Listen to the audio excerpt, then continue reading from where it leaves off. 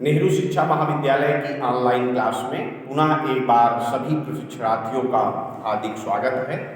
आज हम सब लोग अध्ययन करेंगे गुरुदेव रवींद्रनाथ टैगोर द्वारा प्रतिपादित पाठ्यक्रम के बारे में विचार, या हम कह सकते हैं कि गुरुदेव रवींद्रनाथ टैगोर के उन विचारों के बारे में हम अध्ययन करेंगे जो उन्होंने पाठ्यक्रम के बारे में अपने विचार विभिन्न स्थानों पर विभिन्न ग्रंथों में व्यक्त किए हैं। तो आइए हम सब लोग अध्ययन करते हैं गुरुदेव रवींद्रनाथ टैगोर के पाठ्यक्रम संबंधी विचार। गुरुदेव रवींद्रनाथ टैगोर एक महान शिक्षाविद थे। इनके बारे में हम सब लोग जानते हैं कि इन्होंने विश्व भारती जैसी शिक्षण संस्था की स्थापना की। शांति निकेतन गुरुदेव रवींद्रनाथ टैगोर का मानव जाति के लिए अनुपम या अमूल्य योगदान माना जाता है। इन्होंने जिस प्रकार की शिक्षा व्यवस्था गुरुदेव रवींद्रनाथ टैगोर मानव जाति को देने के लिए बात करते हैं या अपने विचारों से ये अवगत कराते हैं, प्रकृतिवादी विचारक होने के कारण गुरुदेव रवींद्रनाथ टैगोर का ये सदैव मानना रहा है कि प्रकृति ही शिक्षिका है और पाठ्यक्रम केवल पुस्तकीय ज्ञान तक सीमित नहीं होना चाहिए, वरन पाठ्यक्रम जो है वो हमारे प्रकृति के समरसतापूर्ण सहभागीपूर्ण जीवन का एक अंग होना चाहिए। गुरुदेव रवींद्रनाथ टैगोर का मानना था कि शिक्षण संस्थाएं नगर और शहर के कोलाहल से दूर सुरम्य वातावरण में, शांतिपूर्ण वातावरण में स्थापित होनी चाहिए, जिससे कि वहां पर बालकों को प्रकृति के साथ साहचर्य करने का या समय बिताने का या प्रकृति के साथ सहभागी बनने का अवसर मिले।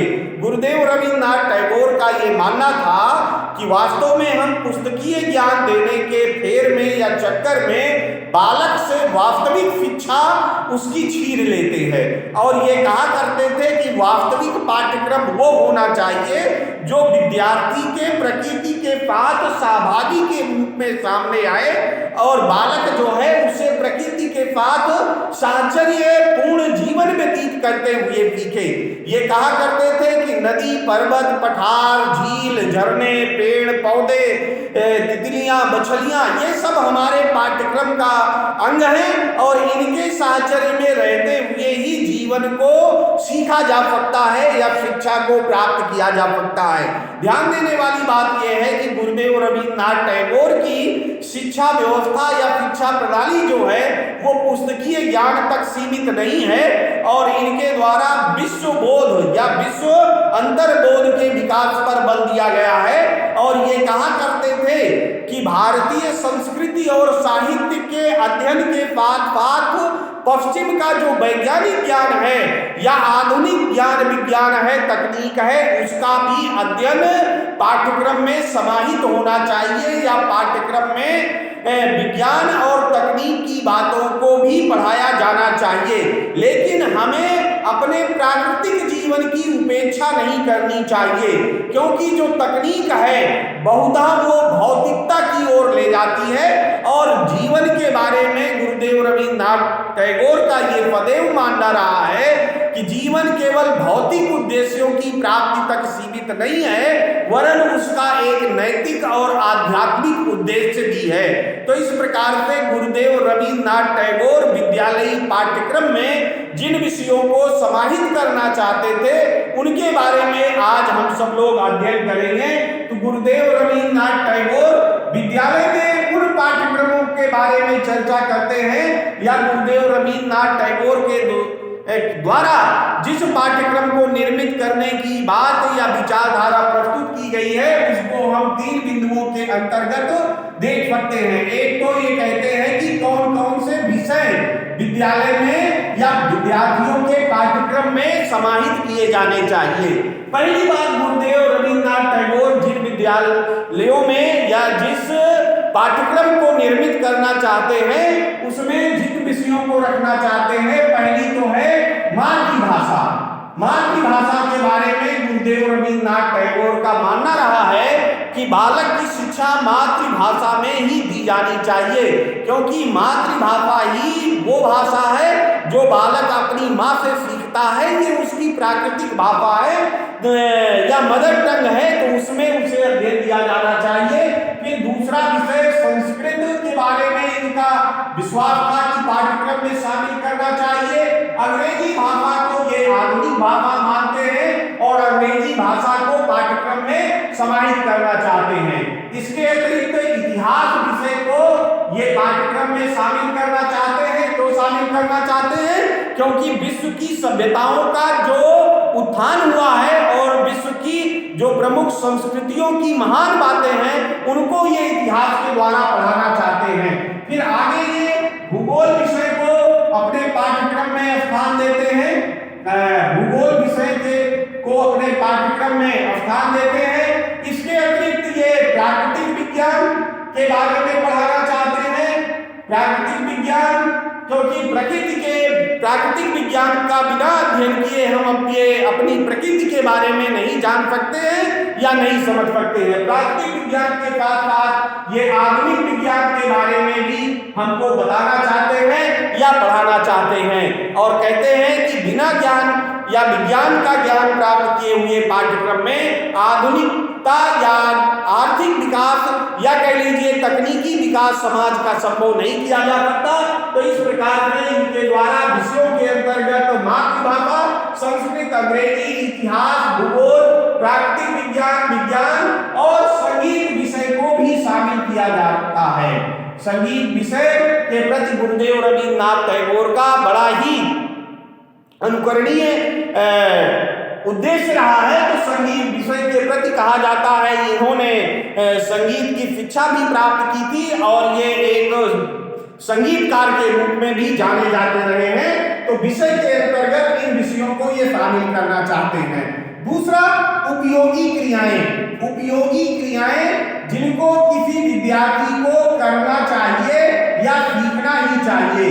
तो उपयोगी क्रियाओं के अंतर्गत इनका मानना रहा है कि वह उपयोगी क्रियाएं जो मानव जीवन को प्रकृति के साथ समरसतापूर्ण जीवन व्यतीत करने के लिए सीखनी चाहिए। उपयोगी क्रियाएं कौन कौन सी है? इसके अंतर्गत ये कृषि, बागवानी,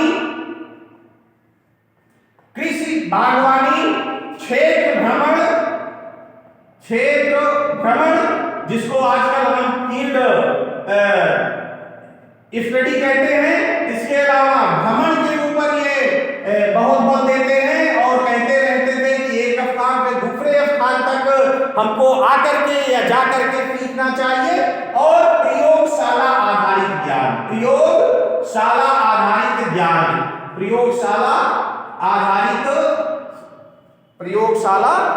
आधारित क्रियाएं, इसके ऊपर इनका बड़ा बल रहा है। प्रयोगशाला आधारित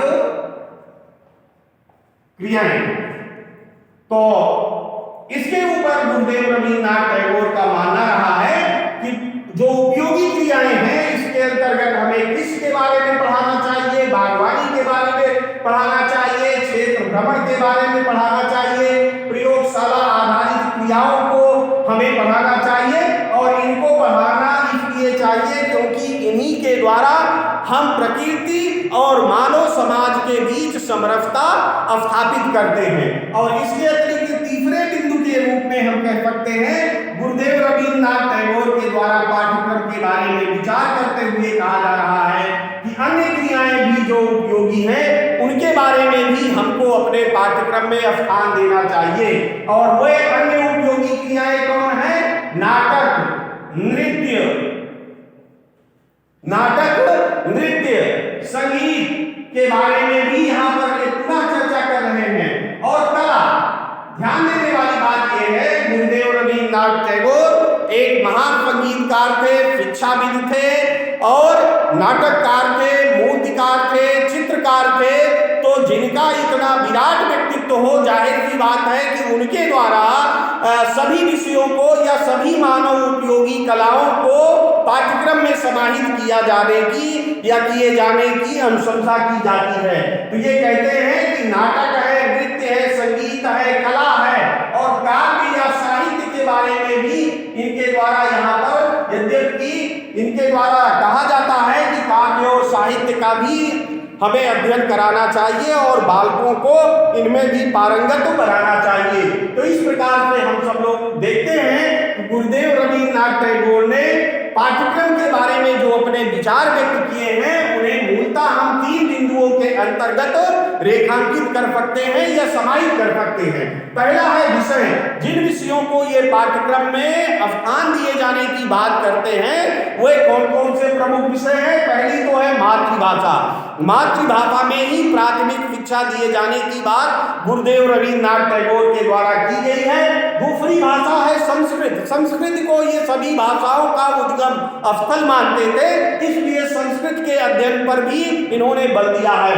इसके अतिरिक्त अंग्रेजी जो कि आधुनिक भाषा है और आधुनिक ज्ञान विज्ञान को प्राप्त करने वाली भाषा है, उसके अध्ययन पर भी ये जोर देते हैं और पाठ्यक्रम में शामिल किए जाने की बात करते हैं। इतिहास के बारे में गुरुदेव रवींद्रनाथ टैगोर का मानना है कि अंतरराष्ट्रीय इतिहास पढ़ाना चाहिए। अंतरराष्ट्रीयता का इतिहास सद्भावपूर्ण वसुधैव कुटुंबकम की भावना को लेकर के पढ़ाया जाना चाहिए जो बालकों में अंतरराष्ट्रीय अवबोध उत्पन्न कर सके। भूगोल विषय को पृथ्वी की विभिन्न गतियों प्रणालियों से परिचित कराने के लिए प्राकृतिक विज्ञान को ये प्रमुख रूप से पाठ्यक्रम में स्थान देते हैं और विज्ञान विषय को तकनीक और कौशल के विकास के लिए ये आवश्यक मानते हैं। संगीत विषय को भी विषयों के अंतर्गत इन्होंने स्थान दिया है। फिर उपयोगी क्रियाएं, जिसमें इन्होंने कहा कृषि और बागवानी को अवश्य सीखना चाहिए और कृषि बागवानी को सीखने के लिए क्षेत्र भ्रमण करते रहना चाहिए। एक स्थान के बालकों को दूसरे स्थान पर जाकर कैसे कृषि की जाती है, कैसे बागवानी की जाती है, कैसे किन पौधों का रोपण किया जाता है, कैसे जीवन प्रणाली है, कैसे वहाँ की संस्कृति है, कैसे लोग रहते हैं, इसके बारे में जानकारी करना चाहिए, तो भ्रमण भी करना चाहिए। फिर इसके पश्चात प्रयोगशाला आधारित ज्ञान की बात इनके द्वारा की जा रही है कि प्रयोगशाला आधारित सीखा गया ज्ञान वही वास्तविक होता है जो प्रयोग पर आधारित हो।